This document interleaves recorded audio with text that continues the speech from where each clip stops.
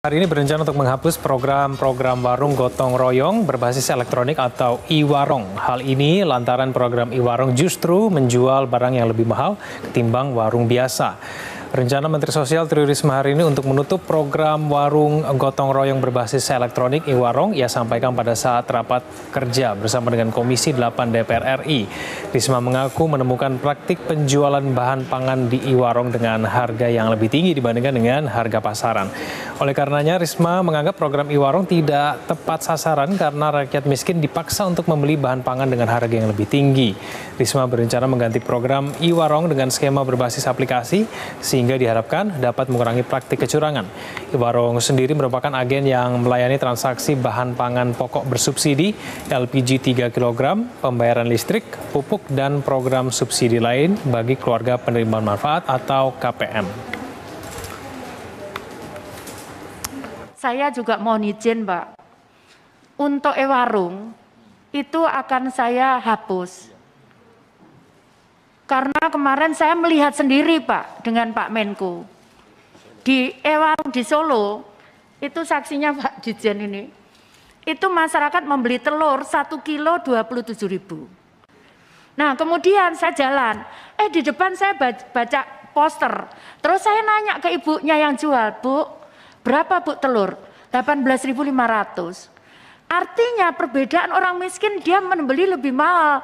Karena kita menetapkan di tempat itulah harus beli. Nanti kita lagi siapkan untuk e-warung itu siapapun bisa menjadi tempat membeli dia. Kita lagi siapkan aplikasinya dengan handphone saja nanti. Jadi pembeli itu, penjual itu tinggal klik.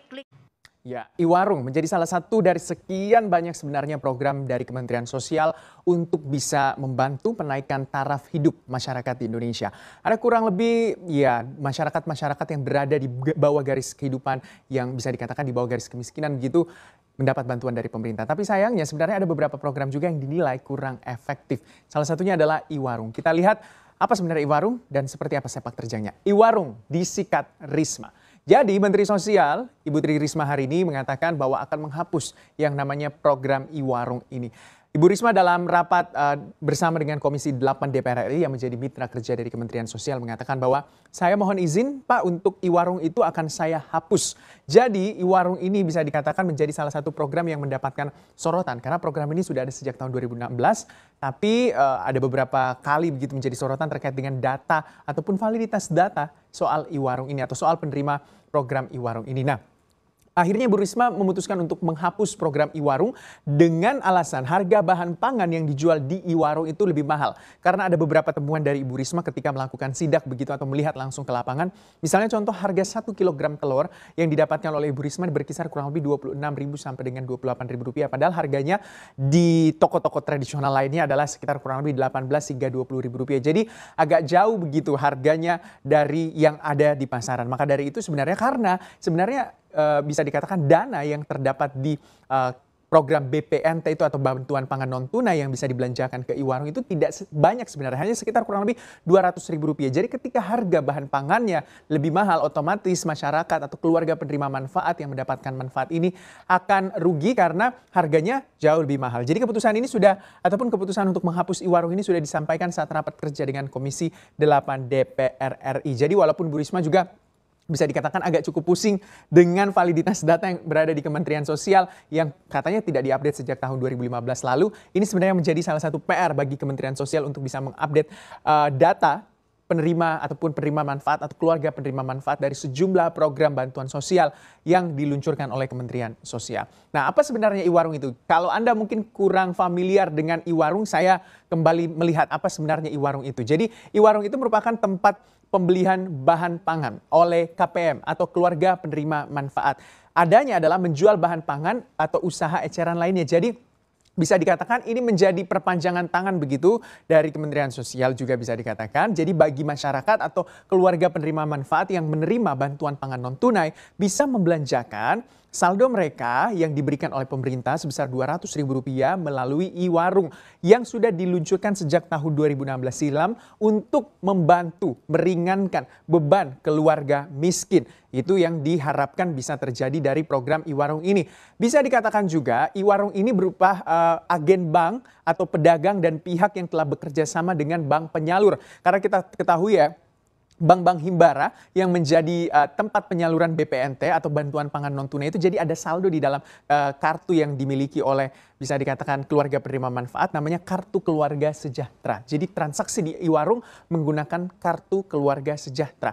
Dari mana pasokan bahan-bahan pangannya? Yaitu berasal dari Bulog rata-rata ya. Jadi bisa dikatakan e-warung itu juga merupakan ada berbagai macam jenis, ada e-warung ada warung desa, ada rumah pangan kita, ada agen laku pandai, ada agen layanan keuangan digital. Jadi berbagai macam sebenarnya keluarga penerima manfaat bisa melakukan transaksi di e-warung, bisa beli sembako, terus bisa juga beli voucher listrik dan segala macamnya. Jadi banyak sebenarnya manfaat dari e-warung, tapi ada indikasi e-warung siluman yang hanya buka kalau ada penyaluran bantuan pangan non-tunai atau BPNT senilai Rp200.000 per satu keluarga penerima manfaat. Artinya kalau nggak ada penerimaan BPNT atau nggak cair BPNT-nya, e-warungnya juga nggak buka. Itu berarti ini adalah e-warung siluman. Seperti yang dikatakan oleh Pak Budi Waseso, yaitu Direktur Utama Bulog tahun 2019 silam ya kita ingat. Karena Pak Budi Waseso ini bisa dikatakan kan Bulog ini menjadi salah satu mitra yang menyalurkan bahan pangan kepada e-warung ini yang nantinya akan dijual begitu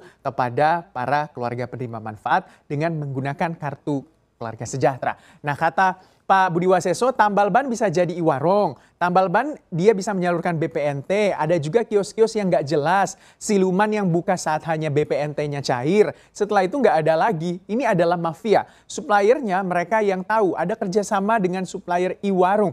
Nanti kita buktikan termasuk oknum dari himbara. Nah ini yang tentunya menjadi sorotan ketika Pak Budi Waseso mengeluarkan pernyataan tersebut.